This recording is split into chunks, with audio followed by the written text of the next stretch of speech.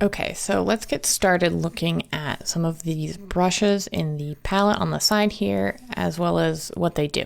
Now, this tool panel on the right can be toggled on and off the same way our modeling tool panel can, and that is just by pressing T on the keyboard. So I have switched over to my pen tablet for this.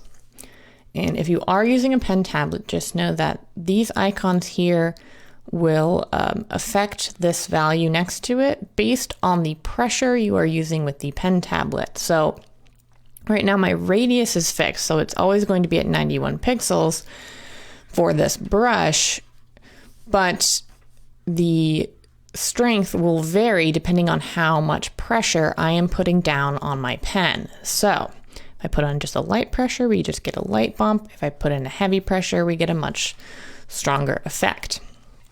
So just know that if you are using a pen tablet, you can adjust the pressure settings up here. Okay, let's smooth this out a bit. Start with a sort of clean slate. It's a little lumpy. I just smoothed out the sphere we were using in the last video, but this will work for our purposes. So we have already looked at what the draw brush can do. The draw brush is this first brush in the tool panel right here, and it is the one that is active by default when you enter sculpt mode. And when you click and drag or draw with your pen, you will see that draw simply pulls all the points that are under your cursor. It pulls them out away from the mesh, and if you are holding control, it will push them in the same fashion. Okay, the next brush in the menu is the Draw Sharp, and notice that the Draw Sharp is a negative brush by default. So when we click and drag into this, you will see that it cuts into the mesh in sort of a sharper fashion than you would get with the draw brush and control. You'll see that these lines create a much crisper edge to them, which will be more apparent with a higher resolution mesh. This sphere, I created it for the purposes of demonstration only, so although it is much denser than we are used to for modeling, this is actually quite low poly, low resolution when it comes to sculpting. So I'm just going to tab to get back into sculpt mode. And let's continue on looking at more of these brushes. Next, we have the clay brush.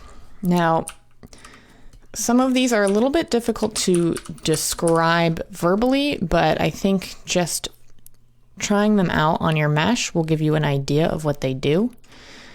So clay basically just tries to mimic the feel of adding clay or subtracting clay to a surface. Let me turn the strength on this up a little bit so that now the way that it works with pen tablets is if I have this strength set to 50%, no matter how hard I press, the strength will always cap out at 50%. So let's turn it to 1 so that maximum pressure yields maximum strength. You can see a little bit better what we're doing. So that is the clay brush. It is useful for adding pieces to the form. Next is the clay strips brush. This is similar to the clay brush, except it has sort of a square alpha, which just means that when you click and drag to draw on this, it'll create sort of these sharper edges that are more square. Next brush down is the clay thumb brush. This basically just replicates pushing your thumb into the clay at any point, and sort of the peaks and the valleys you would get that way. Might be useful for finer edits. Let's look at the layer brush. So this one gives a very strong result, as you can see, similar to the clay strips, but a lot smoother in the fall off and a lot stronger in its power.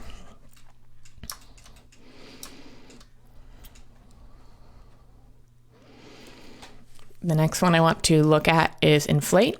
This is an extremely useful brush. So Inflate does exactly what it sounds like. It looks at all of the points under your cursor and pushes the mesh out in every direction. Now this differs from the draw brush because the draw brush will only bring it forward in one direction, whereas the Inflate brush will push it out to the sides as well. Next up is the Blob brush. This is very similar to the Inflate brush, but it gives you sort of a sharper fall off, so you end up with more defined edges here along the perimeter of your stroke. You can see that this has a much smoother fall off here, going from this high point to this low point, whereas it's much sharper going from the high point here to the low point down here, which creates much more defined strokes.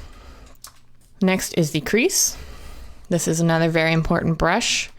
This one is another negative brush by default. And when you click and drag and create your stroke, you will see that the crease brush creates this nice cut into the mesh, but it also pinches the edges under your stroke together to make that cut even crisper. This one I think is much more useful than the Draw Sharp, which you can see will cut into the mesh, but not pinch it together. Again, there's the crease. All right, the next one down on the list is the Smooth brush, which we have already discussed. You can access it here in the toolbar and use it like any other brush, or more easily from any brush you have selected, you can just hold Shift and it will always bring up the Smooth brush for you. All right, next is the Flatten tool. Again, this one is quite self-explanatory. All you have to do is click and drag to flatten any portion of your mesh. Now, I believe that the Flatten tool will flatten based on the angle of your brush. So you can see that right here, my brush is pretty much facing the camera angle, the viewport. So it would flatten to that. But if I come around this curve, see how the brush becomes slightly angled as it moves under this form. So now if I click, let's increase the strength here so we can see what we're doing. So now if I click, it will flatten based on this angle. Next brush is the Fill brush. This is a really interesting one. It is similar to a draw brush, however, it will fill in the low parts of your mesh first before it begins drawing on the high points. So this is a good way to fill in holes or dents or things that you do not want to be present in your mesh. The Scrape brush is quite similar to the Flatten brush. Honestly, I have not found a real use case that is different for the Scrape versus the Flatten brush, but feel free to experiment with all of these brushes to really get a sense of what they do. The Pinch brush is another very important brush in Blender.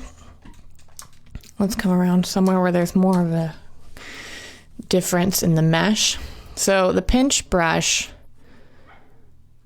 is essentially, we'll just pinch these points together, which is, it's part of the functionality of the crease brush, but this is just the pinching, no cutting into this edge. And as you can see, you can get some really fine, clean lines using the pinch brush.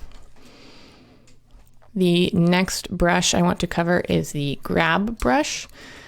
Again, this is one of the more heavily utilized tools, along with things like inflate and draw and pinch. The grab tool basically allows you to click and drag anywhere in your mesh and pull it out and move it in any way you move your cursor. Of course, we can change how much of it we move out by changing the size of our brush, clicking and dragging. This is good for large scale form changes. As you can see, you can move this from a mesh to, or from a sphere mesh, I should say, into something completely different. Next one I want to cover is the snake hook brush.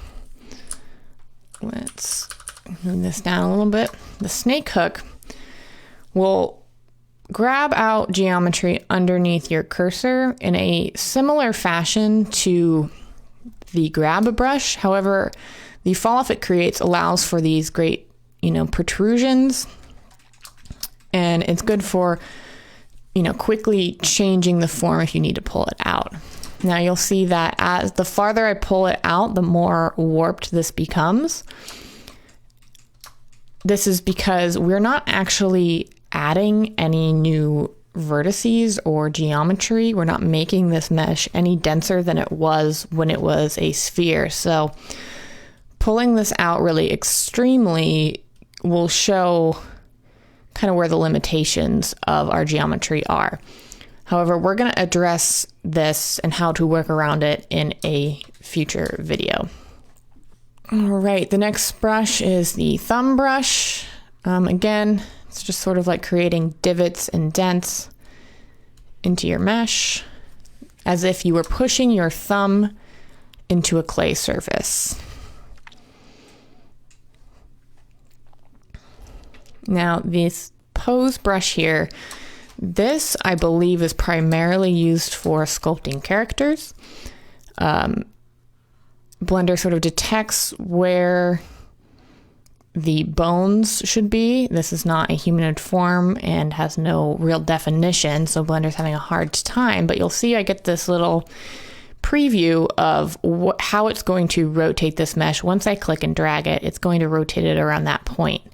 So great for posing, obviously, and you can get some of these interesting rotation forms in your mesh. So if I had a character who was, say, in T-pose, as we discussed with our orthographic modeling reference video, we discussed characters in T-pose a little bit. So let's say I had that character and it was in T-pose. If I wanted to bring the arms down, I could do so by using the pose brush. The rotate brush here is also kind of interesting. Gives you sort of a, trying to find an angle which you can see what it is doing. It gives you sort of a swirling effect. If you grab and sort of move your cursor clockwise, you'll get this nice swirling effect. And the last sculpting brush we're going to briefly preview is the cloth brush. This one is great for creating sort of wrinkles, finer wrinkles in cloth. And if you click and drag, it might slow your, depending on the strength of your PC, this might be too much for it because it is running some very complex calculations. But if you grab and move it, you see you get these nice sort of organic looking cloth wrinkles. So I've reviewed most of the brushes here in this palette. I didn't cover all of them, as some of them I just don't feel are as useful as others, or I have not found a use case for them myself. So any of the ones that I skipped, you are welcome to jump into Blender and, just on a relatively high poly mesh, just come in here and see what they do. And you'll see you can get lots of interesting effects. So that is it for the sculpting brushes. Now there are quite a number of non-sculpting brushes here at the bottom, and we're going to be covering what some of those do in the next video.